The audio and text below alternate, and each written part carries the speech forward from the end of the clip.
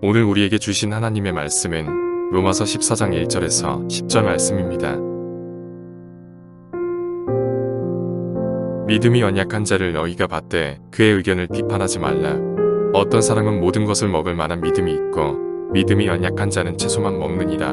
먹는 자는 먹지 않는 자를 업신여기지 말고 먹지 않는 자는 먹는 자를 비판하지 말라. 이는 하나님이 그를 받으셨습니다.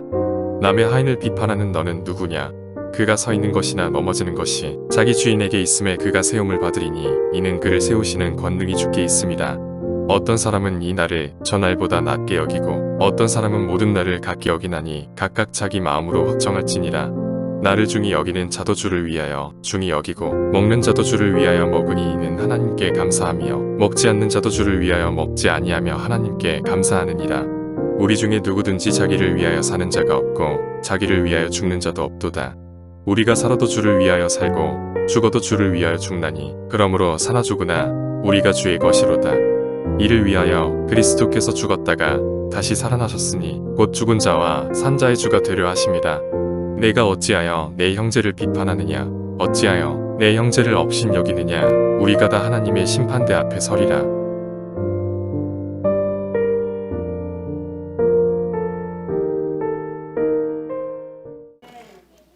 로마서라고 하는 이 책은 복음의 책이라고 말합니다.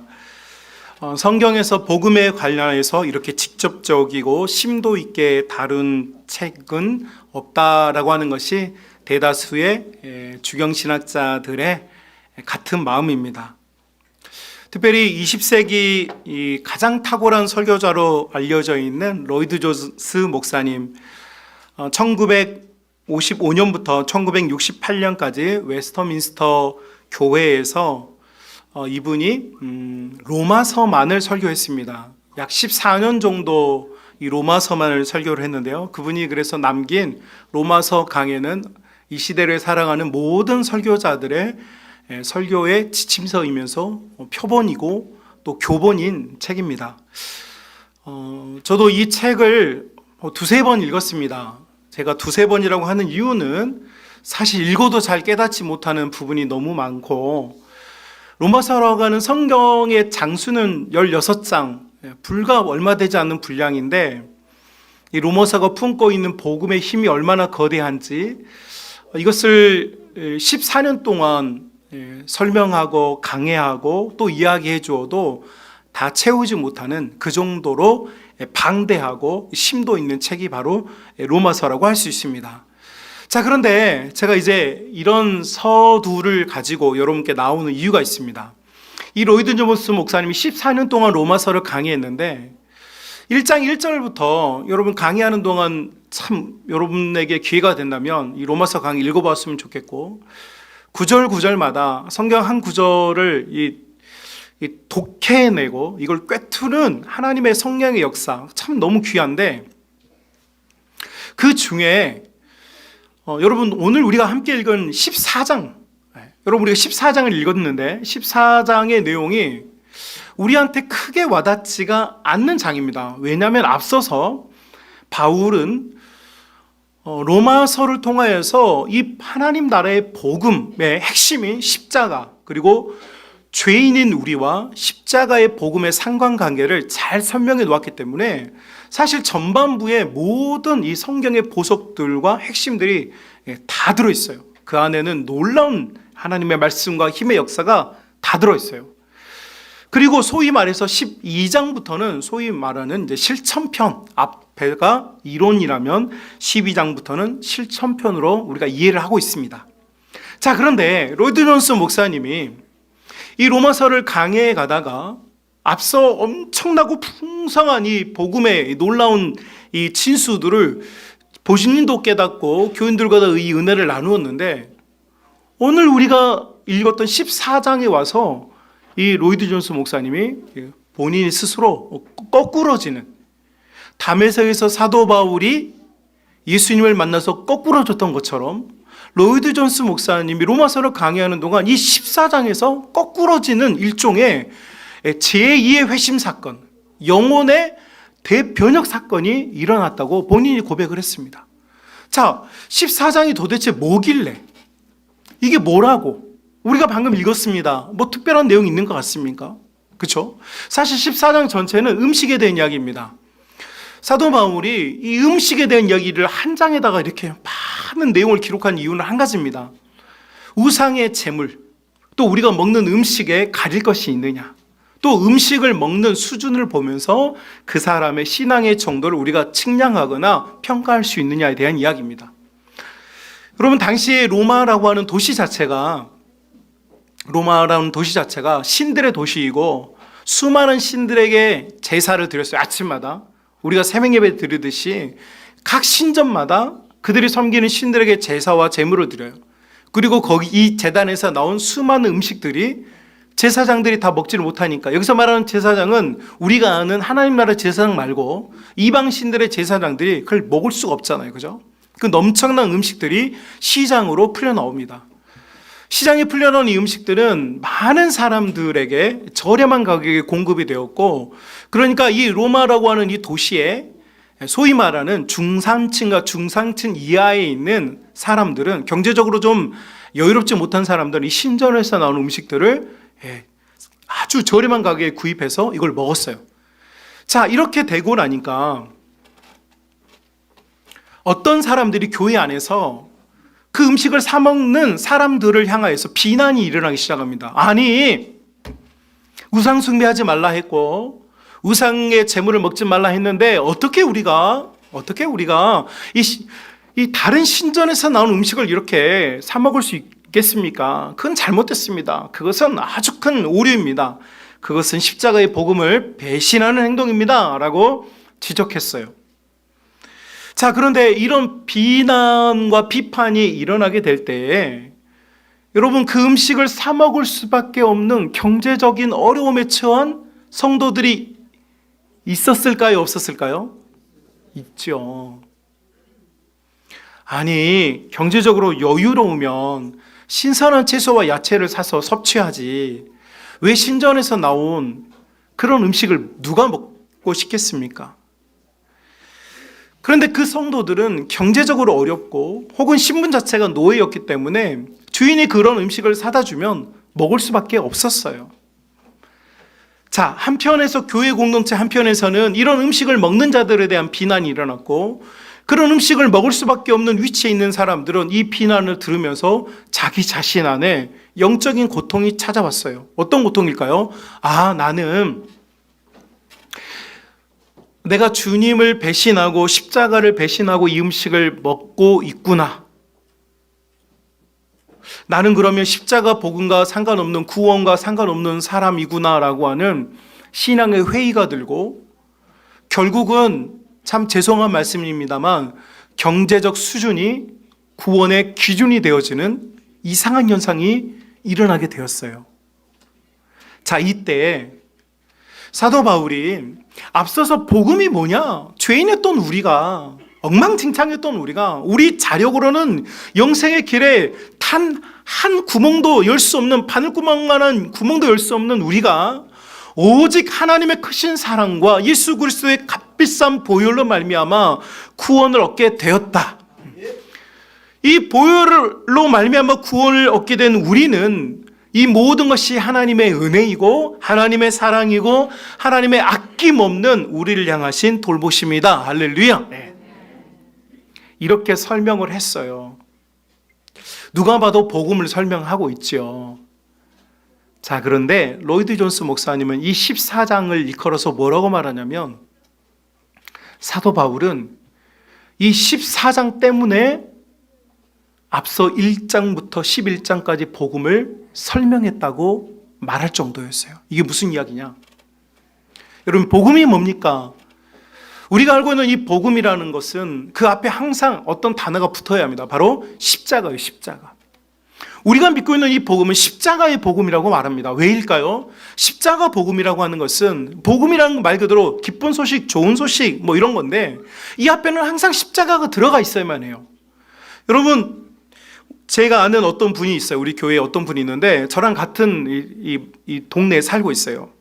빛가람동에 살고 있는데 그분이 저희가 엄청난 좋은 정보를 주었어요. 목사님, 어떤 마트에서 이번에 대대적인 할인을 한답니다.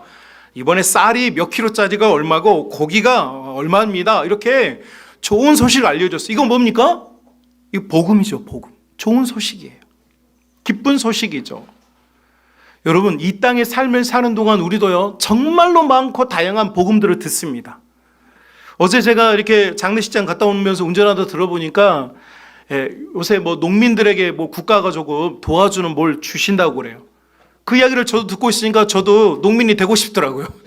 가만히 있는데 뭘 준다고 그러니까. 아니, 물론 농사라고 하는 어려운 일을 하고 계시지만, 저도 좀 할까 이런 생각이 마음속으로 들었습니다만 입 밖으로는 꺼내지 않았어요. 왜 복음 아닙니까? 복음.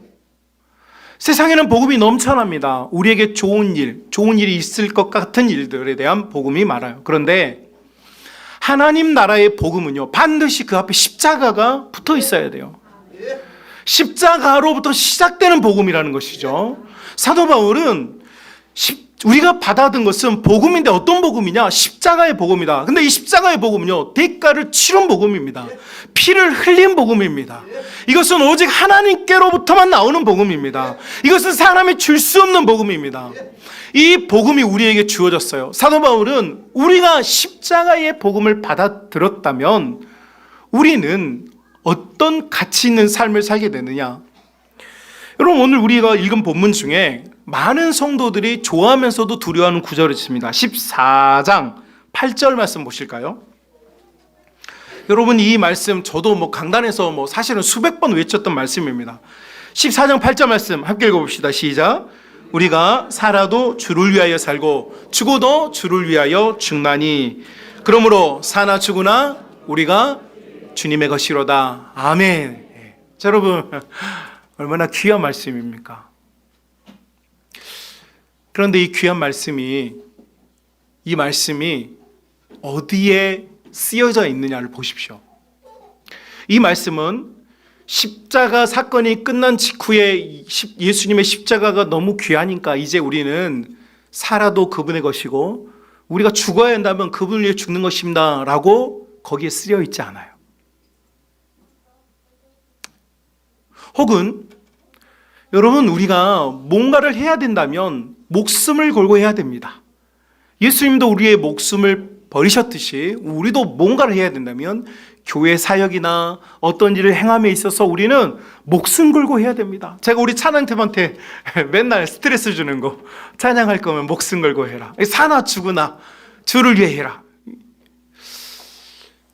그런데 오늘 본문에 보니까 이 사나 죽으나 주를 위해 하라고 하는 이것이 그런 곳에 쓰여 있지가 않아요.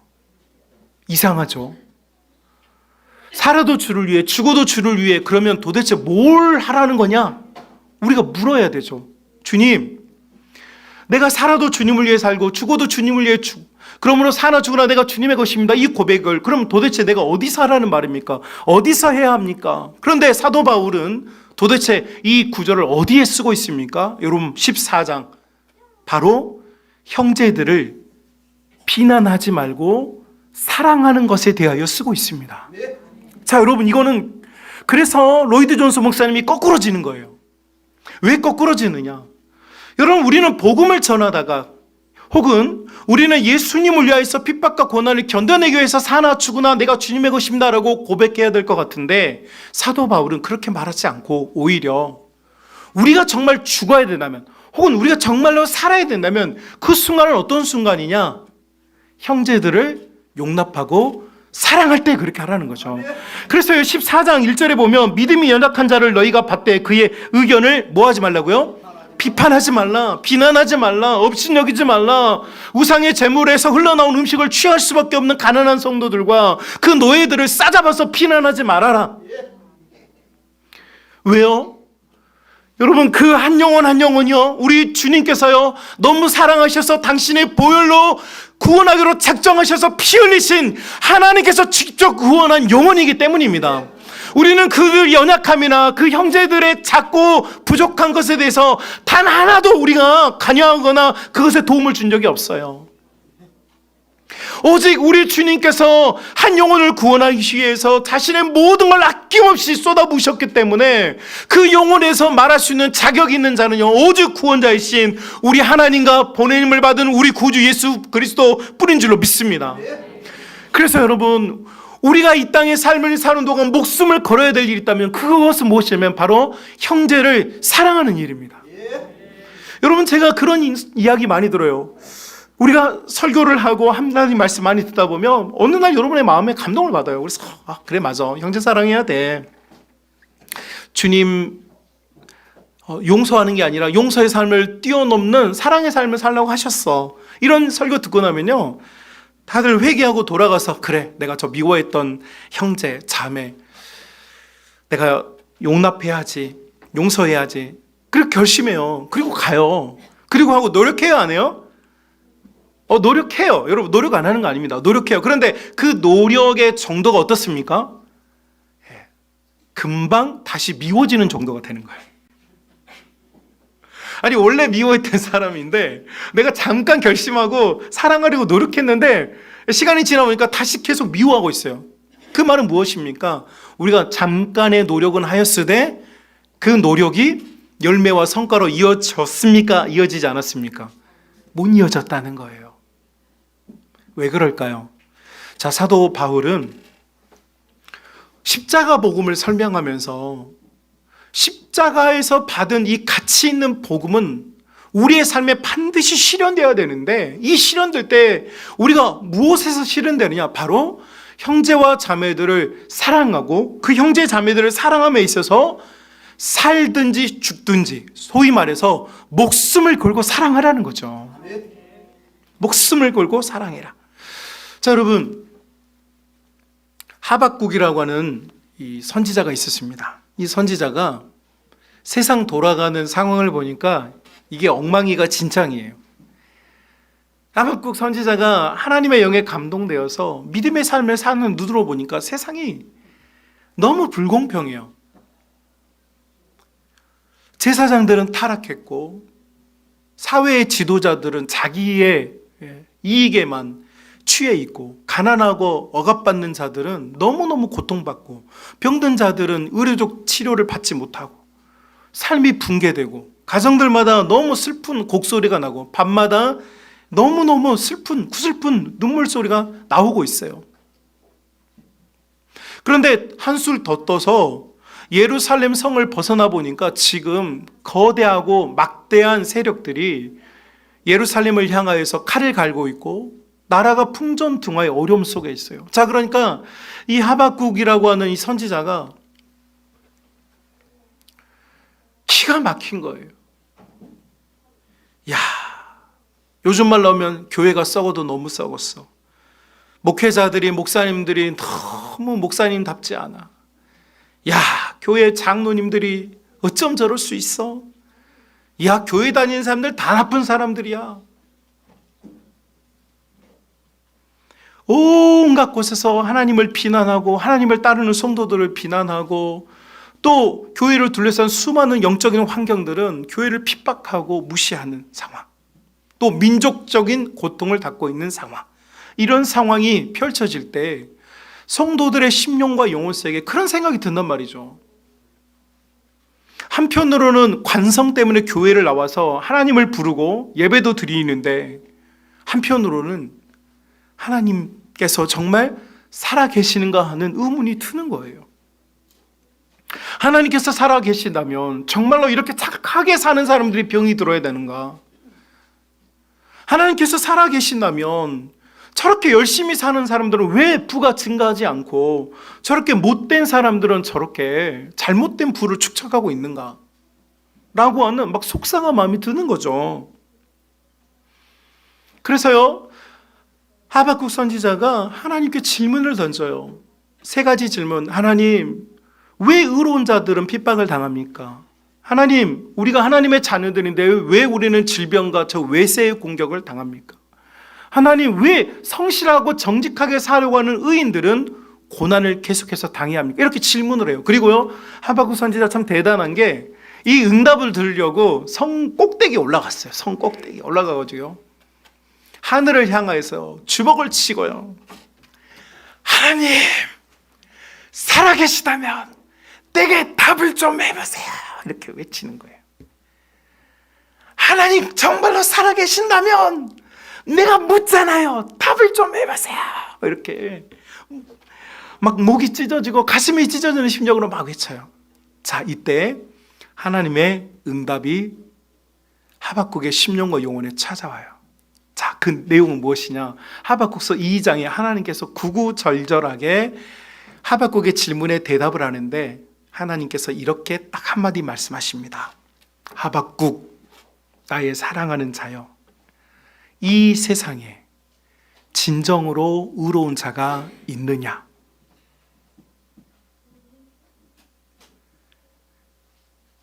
이 세상에 정말로 진정으로 의로운 자가 있느냐?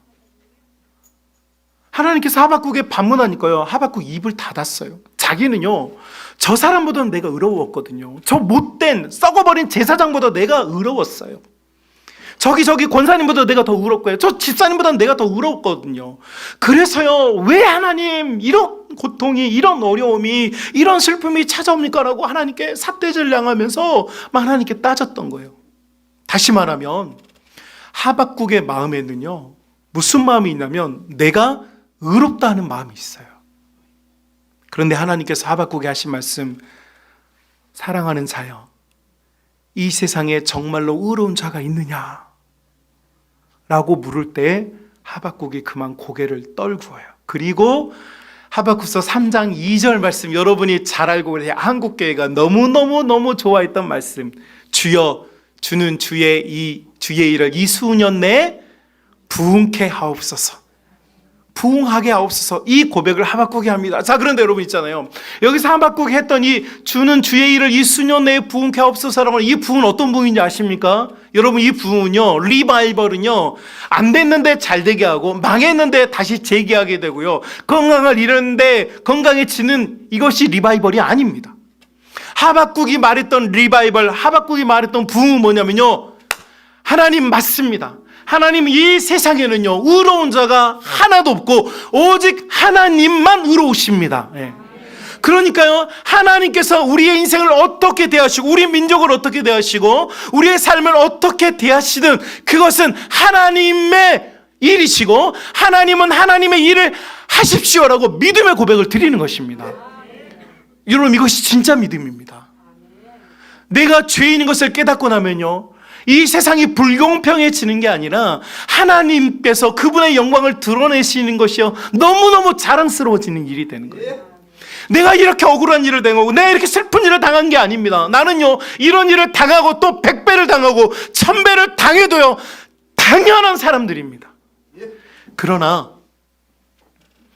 오직 하나님께서 우리를 사랑하시고 불쌍히 여기심으로 십자가의 보혈로 말미암아 죄인했던 우리가 하나님의 은혜로 말미암아 살게 되었고 십자가의 복음으로 우리가 일어서게 된 줄로 믿습니다. 그래서 바울은, 여러분, 우리가 뭔가를 열심히 살아야 되면 우리의 믿음의 형제들 위해 열심히 살아야 하고요, 내가 만약 어떤 자리에 죽어야 한다면 나는 우리 믿음의 형제들 위해서 죽는 것이 맞습니다. 사나 죽으나 우리가 주님의 것인, 주님을 위해 하라는 게 아닙니다. 주님의 것이니까 주님께서 원하는 일을 하라는 거죠. 주님께서 원하는 일은 무엇입니까? 연약하고 부족하고 안 돼 보이고 실패해 보이는 것을 부정해 버리는 것이 아닙니다. 그것도 하나님의 것이고 하나님께서 일하고 계심을 믿는 것입니다. 여러분, 오늘 우리 선교사님이 오셔서 선교의 상황을 잠깐 나누려고 하는데, 저는 선교지를 볼 때마다 여러분 그런 생각 안 해봅니까? 아니, 한국교회가 쏟아부은 돈이 얼마입니까?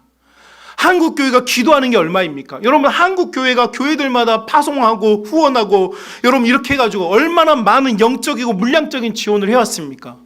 그런데 소위 말해서 우리가 원하는 결과들이 곳곳에서 얻어지고 있습니까? 여러분, 이렇게 물어보면 선교사님들 다 고개 숙이십니다. 왜요?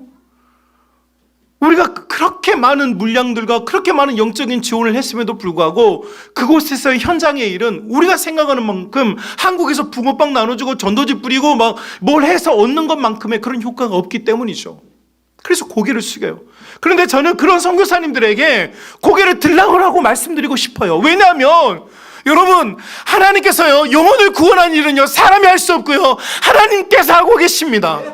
여러분, 하나님께서 당신의 일을 행하시고 계시며, 하나님께서 사랑하는 자들을 일으키고 계시며, 하나님께서요, 우리 한 영혼 구원하기 위해서 당신의 아들의 피를 아낌없이 주셨던 것처럼 지금도 연약한 성도들과 우리 교회 밖에 있는 믿음의 사람들을 때가 되어 부를 자들 위하여 하나님께서 지금 일하고 계시기 때문입니다. 그래서 교회는요, 여기에 모인 자들이 교회가 아닙니다. 모였었던 자들, 모인 자들, 그리고 장차 이 교회 앞으로 모일 모든 자들이요, 하나님의 교회이고 하나님의 자녀들이고 하나님의 성도인 줄로 믿습니다. 그래서 십자가 복음은 어떻게 드러나느냐? 십자가 복음은 형제와 자매들을 죽기까지 사랑하는 데서 드러나는 것입니다. 여러분, 우리는 사랑하는 것이 익숙하지가 않아서, 사랑을 잘 배우지 못해서 잘 못합니다. 그거 우리 사실입니다. 예수님 십자가 사랑 알고 그 사랑대로 살고 싶은데 우리가 그런 마음이 없어서가 아니고 잘 안 되죠. 그래서 사도 바울은 극단적인 표현을 쓰는 거예요.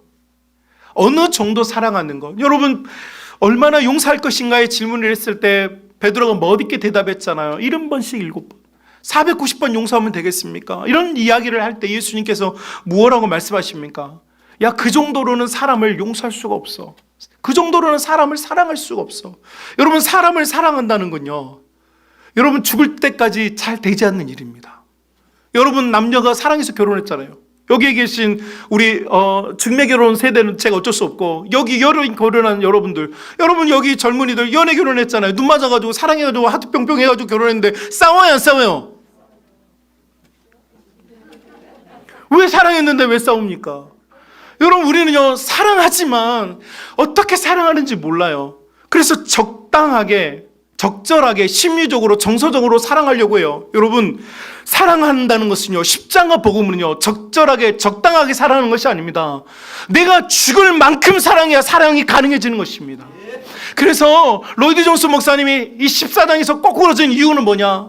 내가 복음을 기가 막히게 설명했단 말이에요. 여러분, 이 로마서 14장에 올 때까지 벌써 10년 넘게 이 복음에 대한 설교를 했단 말이에요.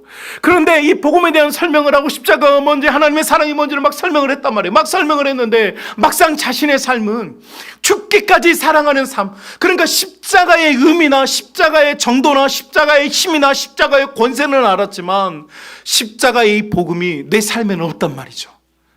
그래서 로이드 존스 목사님이 거꾸로 섰어요. 난 정말로 악하구나. 나는 많은 목회자들에게 희망을 주고 많은 목회자들에게 심도 있는 메시지를 전달해주고 많은 성도들의 심령을 울린 목회자인 건 맞지만 나는 예수님의 십자가 복음이 없는 목회자였구나. 내가 주님 앞에서 부끄러운 죄인이구라는 것을 깨닫고 통곡했다는 거예요. 자, 사랑하는 우리 믿음의 가족 여러분, 우리의 성만 가족들이 이제 우리 킹스키즈 친구들은 이제 새로운 유치원도 가고, 꿈마을 친구들은 새로운 담임 선생님도 만나고 새로운 학교도 가고, 우리 또 비전 마을 친구들 새로운 학교, 새로운 선생님, 새로운 친구들을 만나요. 마음에 듭니까, 안 듭니까? 지금 고개를 다 저었어요. 다 마음에 안 들어요. 저 물어볼게요. 여러분의 엄마 아빠는 마음에 듭니까, 안 듭니까? 고개를 저었어요. 바꾸세요. 우리 교회 안에서 바꿉시다. 부모를 서로 좀. 마음에 안 들어요. 여러분, 믿음의 성도는 나의 기호에 따라 사람을 사귀고 나의 기호에 따라 여러분 공동체에 앞으로 나가는 것이 아닙니다. 나의 기호, 내가 좋아하고 싫어하는 것은요, 십자가 안에서 이미 다 죽었습니다. 여러분, 우리가 어떤 곳으로, 새로운 학교로, 새로운 선생님, 새로운 친구들, 새로운 만남, 여러분 새로운 구역, 새로운 어떤 것들이 시작될 때 여러분, 이 사람을 내가 사랑해야지, 내가 죽기까지 사랑해야지, 내가 산다면 이 사람을 위해 살고 내가 죽는다면 이 사람을 위해 죽어야지라고 하는 믿음의 결단과 여러분 안에 뜨거운 십자가 복음이 살아있을 때 그곳에서 예수님의 십자가 복음이 힘을 얻고 그곳에서 진정한 하나님 나라가 나타나게 될 줄로 믿습니다. 그래서 저는 우리 모든 성만 가족들이, 믿음의 가족들이요, 이 새로운 3월에 여러분들의 심령이 이 뜨거운 십자가 복음으로 무장했으면 좋겠어요. 사람을 여러분의 편견과 여러분의 안목으로 판단하지 마시고요, 하나님께서 하신 일이에요. 하나님께서 하시고 계신 일이에요. 죄인인 우리가 어찌 형제를 판단하겠습니까?